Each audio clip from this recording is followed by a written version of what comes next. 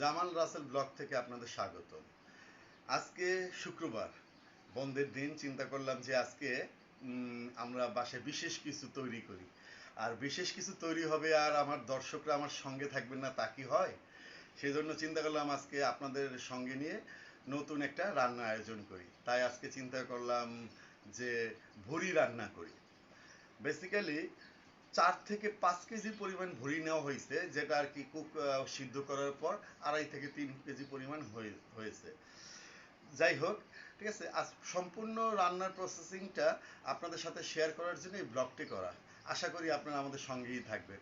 ও, আরেকটি কথা, এরকম নতুন নতুন ফুড ব্লগ অথবা ট্রাভেল ব্লগ পেতে চাইলে দয়া করে প্লিজ আমার চ্যানেলটি সাবস্ক্রাইব করুন, জামাল রাসেল ব্লগ, ঠিক আছে, এবং বেল আইকনটি প্লিজ প্রেস করুন। আপনারা আমাকে উৎসাহিত করলে আমি নতুন নতুন আরও অনেক ভিডিও নিয়ে দেশ এবং বিদেশের রান্না এবং ট্রাভেলের ব্লগ নিয়ে আপনাদের সঙ্গে হাজির হব। তাহলে তাহলে দেখা হচ্ছে রান্নার সময়। ওকে। ভুড়ি রান্নার প্রিপারেশন চলতেছে। এখন প্রথমেই আমরা মশলাটাকে কষাই নিচ্ছি। আর একটা চুলোতে আপনার এখানে হচ্ছে বরবটি ভাজি। ঠিক আছে, আজকে দুপুরের খাবার হবে বরবটি ভাজি, গরুর ভুড়ি, করলা ভাজি এবং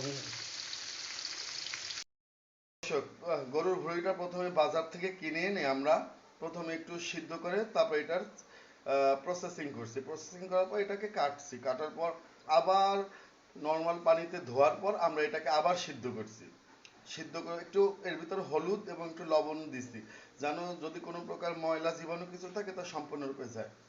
সিদ্ধ করার পর আবার সেটা পরিষ্কার পানিতে ভালোভাবে ধুয়ে আমরা এখন এটা পানি ঝরতে এখানে রেখে দিছি। ভুড়ির জন্য মশলা রেডি করা কষানো হচ্ছে। এর ভিতর 3 থেকে 4 টেবিল স্পুন পেঁয়াজ বাটা, 2 টেবিল স্পুন আদা বাটা, 2 টেবিল স্পুন রসুন বাটা এবং পরিমাণ মতো মশলাগুলো এখানে অ্যাড করা হচ্ছে। আপনার আমাদের ভাজি হয়ে গেছে অলরেডি। এখন ভাজি উঠাবো এবং এখানে ডিম দিব। মশলা মিক্স করে এখন মশলা কষানো হচ্ছে। এখানে হলুদ মরিচ সব কিছু পরিমাণ মতো আপনারা দেবেন। যেহেতু আমরা প্রায় 2 থেকে 2.5 কেজি পরিমাণ ভুড়ি রান্না করতেছি, সেহেতু আমরা সেই পরিমাণ মতো এখানে মশলাগুলো দিয়েছি। এবং আরেকটা চুলোতে ডিম ভুনা করা হচ্ছে। ব্যাচেলার ছেলে মেয়েদের জন্য একটা সুন্দর টিপস হলো সহজ রান্না পদ্ধতি এই ডিম ভুনা। শুধুমাত্র আপনার ডিম দুটোকে সিদ্ধ করে একটু তেলের ভিতরে 2টা ডিমের জন্য 1 টেবিল স্পুন থেকে 2 টেবিল স্পুন পরিমাণ পেঁয়াজ বাটা, হাফ টেবিল স্পুন আপনার মরিচের গুঁড়ো, হাফ টেবিল স্পুন হলুদের গুঁড়ো এবং পরিমাণ মতো লবণ দিয়ে কষানোর পর শুধু ডিমটা বসাই দেবেন, ব্যাস হয়ে যাবে ডিম ডিম ভুনা। ঠিক আছে, এদিকে আপনার হচ্ছে মশলা কষানো হচ্ছে ভুড়ির জন্য। আর ডিম বেসিক্যালি আমার ছেলে ভুড়ি পছন্দ করে না, তাই তার জন্য এই ডিম ভুনা করা হচ্ছে। আরেকটা জিনিস ব্যবহার করি আপনার, সেটা হলো যে লেবুর রস। আমরা যে কোনো জিনিস স্মেল পছন্দ করি না, যার কারণে আমরা তরকারির ভিতরে লেবুর রস আপনার দিই। লেবুর রস আপনার যে গন্ধটা আছে সেই গন্ধটাকে আপনার মেরে ফেলে। ডিম প্রায় হয়ে গেছে, এখন আমরা ডিমটা উঠিয়ে নিচ্ছি। ভুড়িগুলোকে মশলা কষানো হয়ে গেছে প্রায় 3 থেকে 5 মিনিটের মতো। মশলা কষানোর পর এখন আমরা ভুড়িগুলো দিয়ে দিচ্ছি।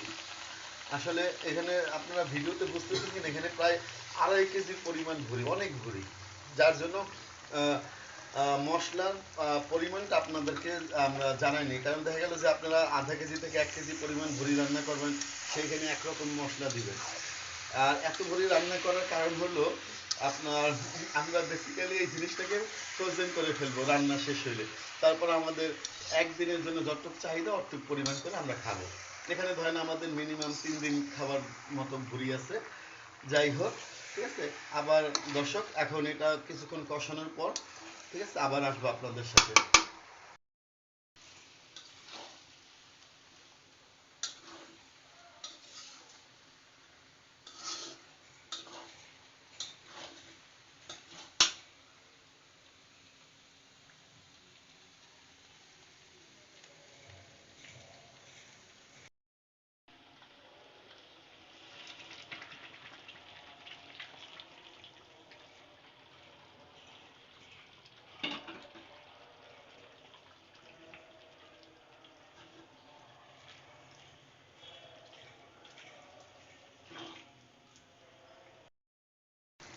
আলহামদুলিল্লাহ প্রায় সিদ্ধ হয়ে গেছে। আসলে ভুড়ি রান্না করা কিন্তু খুব সহজ পদ্ধতি না, এটা অনেক সময় সাপেক্ষ।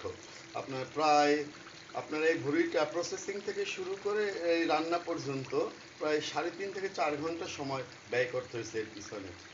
যাই হোক, একটু আগে আপনারা দেখলেন যে 10 থেকে 15 মিনিট পর কষানোর পর ভালোভাবে এরপরে পরিমাণ মতো পানি দেওয়া হয়েছে। পানিটা একটু বেশি দিবেন, কারণ যে যদি কেউ আপনারা একটু ভুড়িটা নরম নরম খেতে পছন্দ করেন তাহলে যেন সিদ্ধ হয় ভালোভাবে, সেজন্য পানিটা একটু বেশি দেবেন।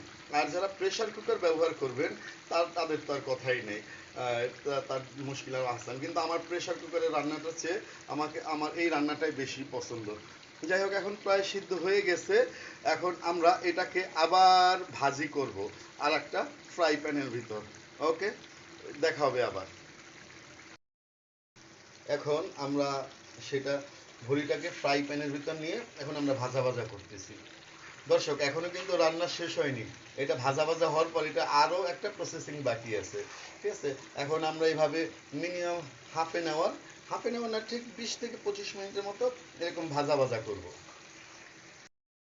এখন ভুড়ির শেষ প্রিপারেশনের জন্য প্রথমে বাগারের প্রিপারেশন নিলাম। এখানে আপনার পেঁয়াজ, রসুন, শুকনো মরিচ এগুলো দিয়ে সরিষার তেলের ভিতর আমরা ব্রাউন কালারের মতো করে নিলাম। এখন এইটা ওই ফ্রাইড যে ভুড়িটা সেটার ভিতর আমরা এখন এটা ঢুকাই দেব।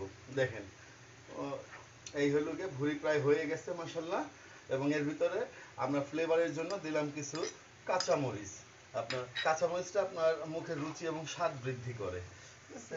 এখন আমরা এটা মিক্স করে দিব। এই যে আমরা এখন দেখেন ভুড়ির ভিতর বাগারের উপকরণগুলোকে সুন্দরভাবে মিশ্রণ করে দিচ্ছি। আপনার অনেকে এই প্রিপারেশনটুক করেন না, কিন্তু এই এই প্রিপারেশনটুক করলে আপনার খাওয়ার মান আরও মজাদার এবং মুখরোচক হয়, এবং একটা রোস্টি রোস্টি ভাব চলে আসে ভুড়িটা থেকে। দেখুন, প্রায় আমাদের শেষ রান্নার শেষ পর্যায়ে। এই অবস্থায় আমরা প্রায় 5 মিনিটের মতো আমরা এটাকে আরো ফ্রাই করব। তারপরে আমাদের রান্না শেষ হবে এবং খাবার জন্য ভুড়িটা সম্পূর্ণরূপে রেডি হয়ে যাবে। দেখা যাক। আমি একসাথে সবকিছু নিয়ে নিছি: বরবটি ভাজি, করলা, ডিম এবং ভুড়ি, যার জন্য আজকের এই খাবার ব্লগটা। দেখা যাক কিরকম লাগে। হুম হুম মজাদার।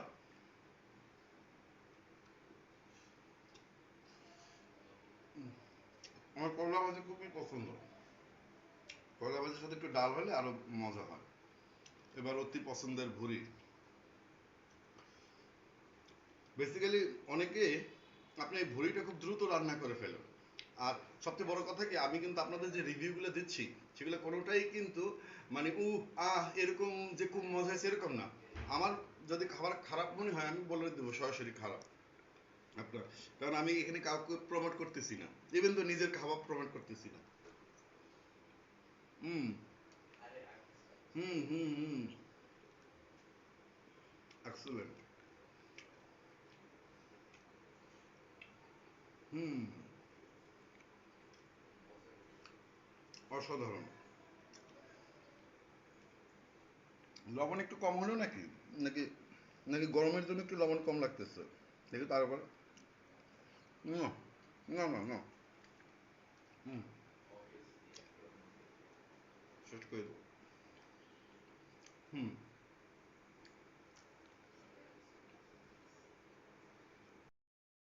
দর্শক, সবসময় আমি আপনাদেরকে বলি খাবার খুব মজা হয়েছে। ওকে, ওয়েল ডান। আজকে আমি পরীক্ষা করার জন্য আমারই অতি প্রিয় এক ভাইকে ডাকছি। উনি পেশায় একজন অ্যাডভোকেট, মানুষের বিচার আচার করে সবসময়। এবার দেখা যাক আবার খাওয়ার বিচার করে দেখুক যে কিরকম। বেসিক্যালি আমি যে বলছি আপনাদের ভালো হয়েছে না খারাপ, দেখা যাক। ভাই, আপনি যেটা অ্যাকচুয়াল সেটা বলবেন কিন্তু প্লিজ।